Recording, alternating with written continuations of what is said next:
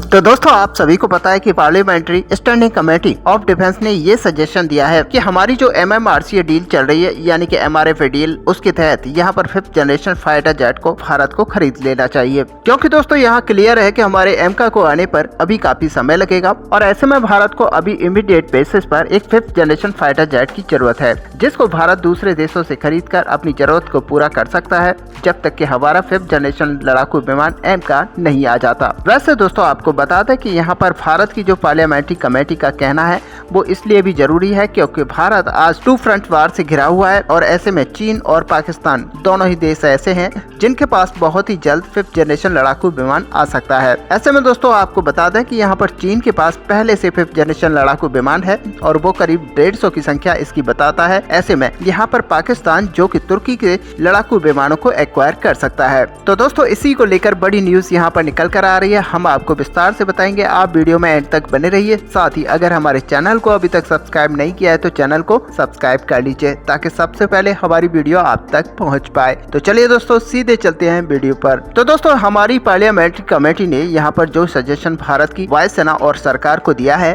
उससे यहाँ पर कई सारे जानकारों का मानना है कि ये सजेशन काफी अच्छा है। ऐसे में भारत कुछ की संख्या में अगर 5th जनरेशन लड़ाकू विमान को यहाँ पर ले लेता है तो भारत की जो वायुसेना में अभी फाइटर जेट्स की कमी है वो दूर हो जाएगी। साथ ही भारत 5th जनरेशन के लड़ाकू विमान की वजह से चीन और पाकिस्तान जैसे देशों पर एक बड़ी बढ़त यहाँ पर बना पाएगा। अब दोस्तों यहाँ पर देखा जाए तो भारत के पास MRF डील के तहत मात्र 2 ही लड़ाकू विमान है जिनको भारत 5th जनरेशन के होते हुए ले सकता है।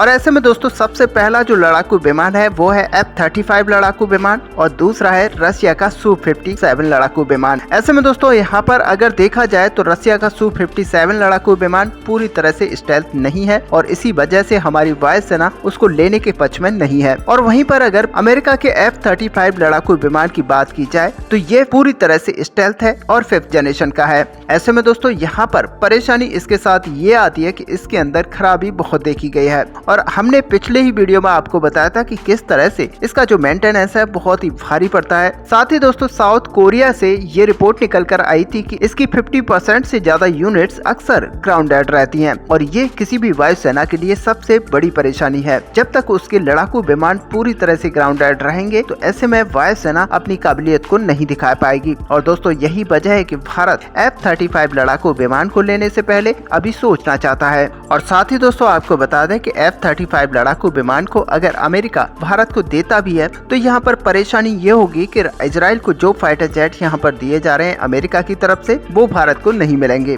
भारत को जो लड़ाकू विमान यहाँ पर ऑफर किए जाएंगे वो उतने कैपेबल नहीं होंगे जितने इजराइल के लड़ाकू विमान होते हैं। और ऐसे में दोस्तों अगर भारत यहाँ पर बड़ी अमाउंट को खर्च करता है और F-35 लड़ाकू विमानों को लेने का मन बनाता है तो भारत को ये भी सोचना होगा कि आखिरकार हम इतना बड़ा इन्वेस्टमेंट करने के बावजूद ऐसे लड़ाकू विमान को खरीद रहे हैं जो कि 50% से ज्यादा यूनिट्स उसकी अक्सर ग्राउंडेड रहती हैं। लेकिन दोस्तों अगर भारत कुछ की संख्या में इसको खरीदता है तो चाइना और पाकिस्तान जैसे देशों के ऊपर यहाँ पर अच्छी बढ़त बनाई जा सकती है। जबकि दोस्तों Su-57 लड़ाकू विमान को अगर भारत रसिया से लेता है तो यहाँ पर चाइना आगे चलकर कुछ की संख्या में Su-57 लड़ाकू विमान को अपनी वायुसेना में सम्मिलित कर सकता है। और ऐसे में दोस्तों यहाँ पर देखा जाएगा कि हमारी वायुसेना की जो बढ़त थी वो चाइना के द्वारा पूरी तरह से खत्म कर दी जाएगी। और इसीलिए दोस्तों यहाँ पर कई सारे जानकारों का कहना है कि F-35 लड़ाकू विमान को लेना भारत के लिए ज्यादा फायदेमंद हो सकता है। वैसे दोस्तों आपको बता दें कि F-35 लड़ाकू विमान अगर भारतीय वायुसेना में सम्मिलित होता है तो पूरे एशिया में भारत की जो डोमिनेंस है वो पूरी तरह से हावी हो जाएगी। और ऐसे में दोस्तों अगर देखा जाए तो हमारा एमका लड़ाकू विमान अगले 2 से 3 साल के अंदर भारतीय वायुसेना के लिए हैंडओवर करना स्टार्ट कर दिया जाएगा। और ये बड़ी बात होगी क्योंकि भारत की वायुसेना में सम्मिलित होने के लिए अभी भी भारत का जो गैप है वो करीब 2 से 2.5 साल का है। और भारत के